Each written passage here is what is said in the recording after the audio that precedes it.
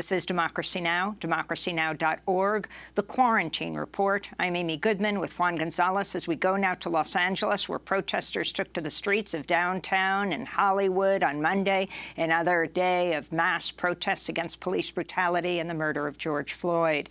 Demonstrators briefly shut down the 405 freeway in West L.A., and Van Nuys looting broke out near a peaceful protest organized by students. Monday marked the third night of a county-wide curfew in Los Angeles, where protests have been widespread and resulted in thousands of arrests. The wealthy enclaves of Beverly Hills and Santa Monica set 1 p.m. curfews after protests reached their neighborhoods. On Sunday, hundreds were arrested in a mass protest in Santa Monica that left many storefronts destroyed. Calls are growing for the firing of the LAPD chief, Michael Moore, who said Monday that looters were as responsible for George Floyd's death as the police officers who killed him. We had protests last night. We had criminal acts. We didn't have people mourning the death of this man, George Floyd. We had people capitalizing. His death is on their hands, as much as it is those officers. The Los Angeles Police Chief Michael Moore has since apologized for his statements. Mayor Eric Garcetti tweeted, "The responsibility for George Floyd's death rests solely with the police officers involved. Chief Moore regrets the words he chose this evening and has clarified them." This comes as Mayor Garcetti is facing criticism for increasing funding for the Los Angeles Police Department. In a budget for the coming fiscal year, community members are demanding the City Council act to enact a people's budget that slashes money for police and invests in services for the community instead. Well, for more, we're going to Los Angeles, where we're joined by Patrisse Cullors, political strategist, co-founder of Black Lives Matter, founder of Reform L.A. Jail. She's the co-author of When They Call You a Terrorist, a Black Lives Matter memoir. Welcome back to Democracy Now!, Patrisse. It's great to have you with us. Can you respond first to the death of George Floyd and then to the massive anti-police brutality protests and the police response? Sure. It's really good to be here, Amy, and thank you so much for having me on. I think, I just start with my deep condolences to George Floyd's family and the community of Minneapolis. Once again, we see the devastation and the impact of the killing and torture of Black communities. And so I just want to start there. I think these protests are massive and the way that we haven't seen them in years for a number of reasons. Number one, we've had to live under 4 years of a Trump regime that has completely devastated communities financially, spiritually, emotionally. And number two, we have still dealt with years of police brutality, police violence, and police terror with no accountability whatsoever. And this generation is tired. Enough is enough. And Patrisse Cullors, you recently went back and watched some footage of the 1992 Rodney King uprising. What struck you the most about those events? Well, I think it's, there's two things happening in our city right now in Los Angeles. One is massive protest in solidarity with Minneapolis, but also talking about what's happening in our own town. There's been 601 deaths since 2012 involved specifically with police officers killing civilians. And we have had a DA here, Jackie Lacey, who has not prosecuted a single officer and has been largely unaccountable to the community. And as Amy said earlier, 54% of LA City's budget is actually LAPD's budget. And the community is over false promises. We're over having to deal with elected officials who, instead of listening to Black pain and grief, send out the National Guard, create more havoc in our communities. Patrisse Cullors, can you talk about the budget that has just been unveiled, and what you're demanding, where you think money needs to be spent at this point, and also where you see these protests going. Sure. Our local chapter, Black Lives Matter Los Angeles, led by Melina Abdullah, really has been the group that has been focusing on the city budget specifically. For years, we have seen the unveiling of the city budget, and it has always prioritized LAPD's money first. And it's deprioritized everything else, all the social services that our communities need. So what we're asking for is a slashing of LAPD's budget. We don't believe that LAPD needs that much money. The national demand, as you'll see, is a defunding of law enforcement. Minneapolis is calling for it. Los Angeles is calling for it. Chicago is calling for it. DC is calling for it. We have created a system that over-relies on law enforcement and prioritizes their money, their budget, their needs over everything else. Now is the time that we redirect resources back into our communities.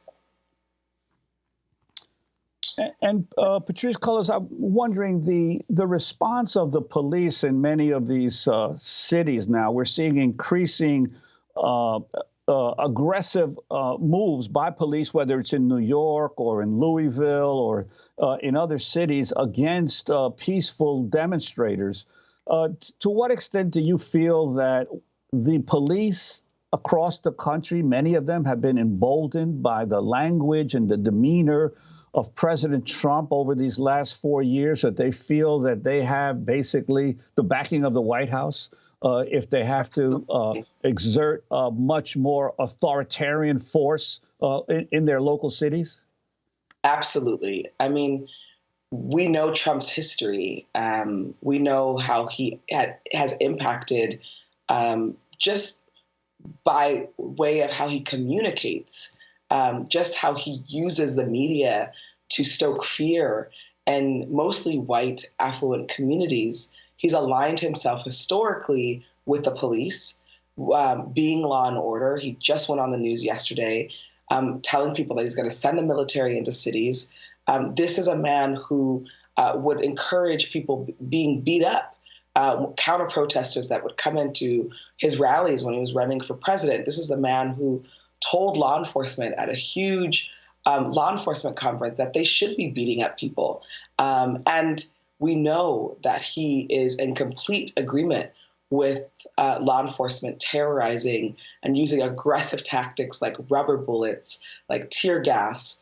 On Saturday at our protest that we launched, Black Lives Matter Los Angeles, along with Build Power, for 2 hours it was full of passion, full of love, and we marched together. The minute that march got violent is when the police showed up. They started shooting into the crowd, rubber bullets. They started batoning people. It was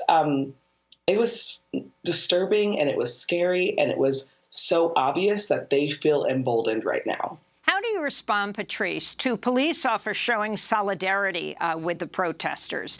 On Monday, you have one of New York City's top officers, Terrence Monahan, taking a knee, hugging a protester during a rally in Washington Square Park. In Flint, Michigan, the Genesee County Sheriff Chris Swanson marched with protesters on Saturday. In Green Bay, Wisconsin, Police Chief Andrew Smith condemned the killing of George Floyd and walked with protesters.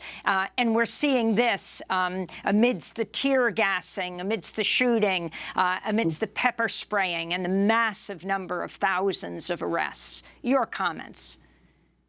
It's like a really frightening, abusive relationship. It's when you're in an abusive relationship and the partner is gaslighting you and telling you that everything that you're feeling is not true and look what I'm doing for you.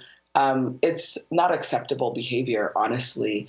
You're either going to be in solidarity with the community and stop brutalizing us, or you're going to continue to do what you've been doing in business as usual. But there's no half-stepping. Taking a knee, marching with protesters, that doesn't actually change the structure, doesn't change our system that we live in, which is a system that continues to violate the rights of Black people, continues to kill Black people, hunt Black people, and traumatize Black people. That's what law enforcement has done for years. And these new acts of solidarity are, they don't sit well with many of us. Let me ask you, we talked to you about the film Bedlam, which very much focused on you, Patrisse, and your brother Monty. So all of these mass protests are taking place amidst the pandemic. They could be super spreading events, the horror of what could happen, and particularly impacting Black and Latino and Native American communities. And I'm wondering, actually, what has happened with your brother Monty, who lives with schizoaffective disorder since he was a teenager, in the midst of all this, the pandemic, the police brutality protests? Well, we were lucky enough to get Monty off the streets last fall, and he was hospitalized for quite a bit of time as I received conservatorship of him, and he ended up going to a mental health facility. So that's where he's at now. The facility has not experienced a COVID-19 outbreak, although there has been some COVID-19 patients. He is doing well right now, and he is safe, and that feels really important to me, especially given what's happening right now. And Patrisse, I wanted to ask you, I don't know if you can answer this from your perspective, but I've been noticing in the reports that have been coming out about the protests and also about some of the looting and the vandalism that's broken out, that it's not just occurring in the major cities, but for instance, in the Chicago suburbs, faraway suburbs that from the major city like Aurora, Cicero, and others, have also seen strange incidents of looting that have gone on.